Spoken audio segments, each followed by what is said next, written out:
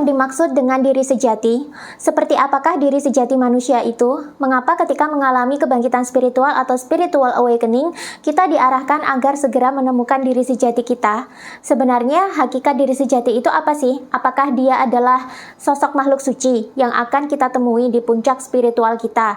Ataukah ada definisi yang lain? Diri sejati sebenarnya adalah istilah spiritual yang banyak diwariskan dalam beragam filosofi, agama, dan budaya. Setiap agama bisa menyebut istilah diri sejati dengan sebutan yang berbeda-beda. Namun, secara hakikat sebenarnya semuanya sama saja.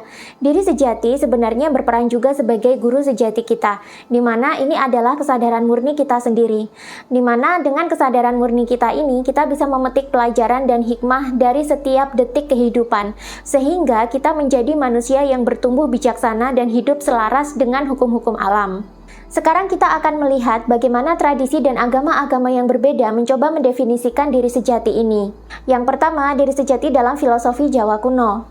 Di Jawa kuno, sebenarnya hakikat diri sejati ini sudah disandikan dalam huruf Jawa Hanacaraka. Dalam barisan huruf-huruf awal, yakni Hanacaraka, inilah letak hakikat diri sejati manusia. Ho itu artinya Tuhan atau sumber kehidupan. No itu artinya ada. Co itu artinya cipta atau pikiran. Ro itu artinya rasa atau jiwa.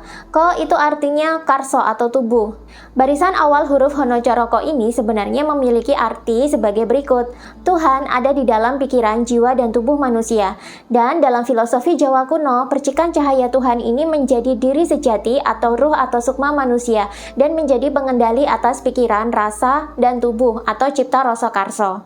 Manusia yang sudah sadar tentang diri sejatinya itu artinya dia sudah sadar bahwa dia adalah pengendali bagi pikiran, jiwa, dan tubuhnya sendiri.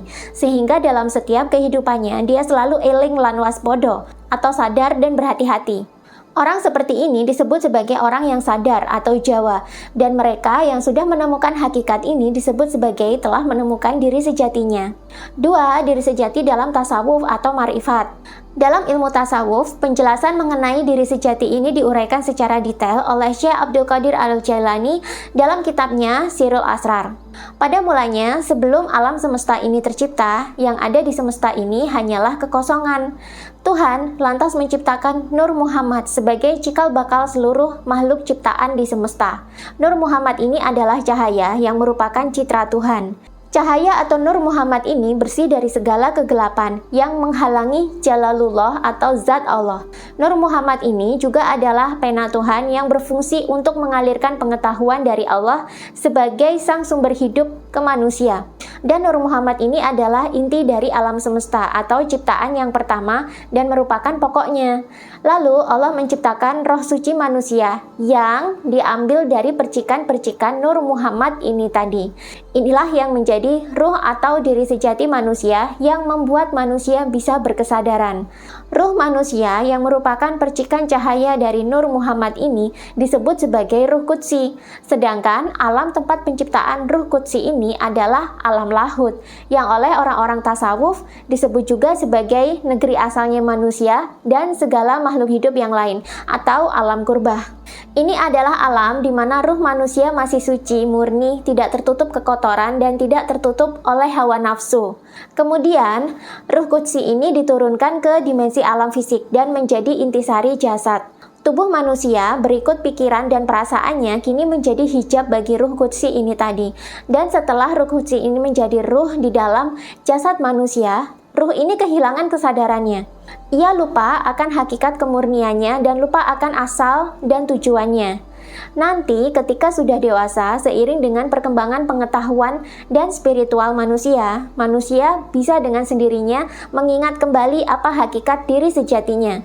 Ketika itulah manusia menjadi tersadarkan kembali tentang jati dirinya dan ia menjadi khalifah di bumi yang juga menjalankan fungsi sebagai utusan Tuhan dalam mengelola dan menjaga keseimbangan alam. Yang ketiga, diri sejati menurut filosofi Siwa Buddha. Siwa Buddha adalah agama resmi di era kerajaan Hindu-Buddha dulu, kurang lebih sejak zaman kerajaan Mataram kuno hingga ke era kerajaan Majapahit. Siwa Buddha sebenarnya adalah perpaduan antara agama Hindu Siwa, di mana penganutnya ini lebih berfokus menyembah Dewa Siwa sebagai dewa pelebur yang dipadukan dengan agama Buddha dari aliran Mahayana atau aliran Tantrayana. Di zaman dulu, masyarakat lazim mempelajari spiritual agama Siwa Buddha dari rontal-rontal yang ditulis oleh para pujangga yang sudah memiliki tingkatan spiritual yang tinggi. Dulu banyak sekali rontal-rontal kuno yang memuat ajaran-ajaran spiritual dari pujangga. Salah satunya adalah rontal yang berjudul Sang Hyang Nawaruci dan Sang Hyang Tatawacenana. Dua manuskrip kuno ini menjelaskan hakikat dari diri sejati manusia. Menurut kedua rontal tersebut, diri sejati manusia disebut sebagai Atman atau ruh manusia. Namun, saat manusia lahir, Atman ini berada dalam kondisi acetana atau tidak sadar dan dibalut dengan maya atau ilusi. Kehidupan, pikiran, jiwa, dan tubuh manusia adalah kenyataan sekaligus ilusi bagi Atman. Puncak dari spiritual dalam Siwa Buddha adalah membersihkan Atman dari maya atau ilusi ini tadi, sehingga secara bertahap Atman bisa mendapatkan kesadarannya kembali atau cetana, sehingga Atman atau diri sejati manusia bisa sadar dan mengerti apa asal dan tujuan dia hidup, bisa tahu dan sadar bagaimana posisi dia di dunia ini, bisa mengendalikan dirinya sendiri dan bisa sekaligus bertindak sebagai penyampai pesan-pesan Tuhan selama hidup di dunia. Atman sendiri sebenarnya berasal dari Atmika Tattwa atau hakikat ruh, di mana Atmika Tattwa ini adalah percikan dari Batara Sadasiwa. Batara Sadasiwa sendiri adalah penyebutan Tuhan dalam agama Siwa Buddha, dan Atmika Tattwa merupakan cikal bakal seluruh kehidupan di alam semesta ini, serta menjadi cikal bakal ruh segala makhluk hidup. Pemahaman Atmika Tattwa ini mirip dengan pemahaman Nur Muhammad dalam tasawuf Islam. Inilah sebabnya kenapa dulu agama Islam diizinkan untuk disebarkan di Nusantara di era kerajaan Hindu-Buddha. Karena memang dua agama ini memiliki pemahaman spiritual yang sebenarnya sama. Yang keempat, diri sejati menurut filosofi Linggayoni di agama Hindu. Jika kalian pergi ke candi-candi kuno di Nusantara, di situ banyak sekali terdapat arca Linggayoni yang sering diartikan hanya sebatas simbol kenikmatan atau simbol seks belaka. Padahal makna dari Linggayoni ini tidak hanya berkutat di seputar reproduksi dan hubungan antara pria dengan wanita. Sampai sekarang, simbol Linggayoni masih digunakan dalam tradisi Hindu. Lingga sebenarnya adalah lambang dari Dewa Siwa atau Dewa Pelebur, lambang maskulinitas dan lambang dari Atman atau ruh manusia. Yoni yang feminin adalah simbol dari energi, kekuatan, kecerdasan, dan kesadaran si Atman, atau disebut juga sebagai simbol Shaktinya Atman. Ini adalah representasi dari energi Kundalini yang berperan dalam membantu Atman untuk membersihkan segala ilusi atau maya atau kotoran sehingga Atman bisa menjadi murni dan bisa sadar kembali. Ketika energi Kundalini manusia ini sudah naik, maka Kundalini ini akan membersihkan semua cakra yang dilaluinya hingga bersih tak bersisa. Sampai akhirnya manusia atau Atman menjadi tercerahkan, benar-benar sadar tentang siapa jati dirinya dan apa posisi serta tujuan dia hidup di dunia ini.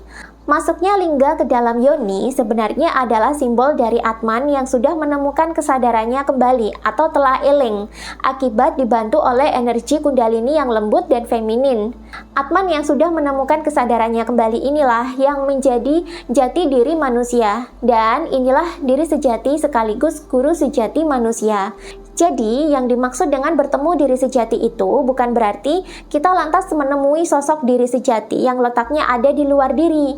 Melainkan, ini adalah cikal bakal dari diri kita sendiri atau ruh kita yang sudah menemukan kesadarannya kembali. Sehingga manusia tak lagi bertanya-tanya tentang siapa dirinya, kenapa manusia diciptakan di dunia, siapa Tuhannya, dan kemana manusia pulang setelah tutup usia. Ketika Atman atau ruh sudah menemukan kesadarannya kembali, segala pertanyaan tadi akan diperoleh jawabannya dengan sendirinya. Untuk selanjutnya, manusia menjadi sosok makhluk yang eling dan bisa menjadi perwakilan Tuhan atau khalifah untuk merawat dan menjaga keseimbangan alam sesuai dengan tuntunan ilahi melalui Atmannya yang telah sadar.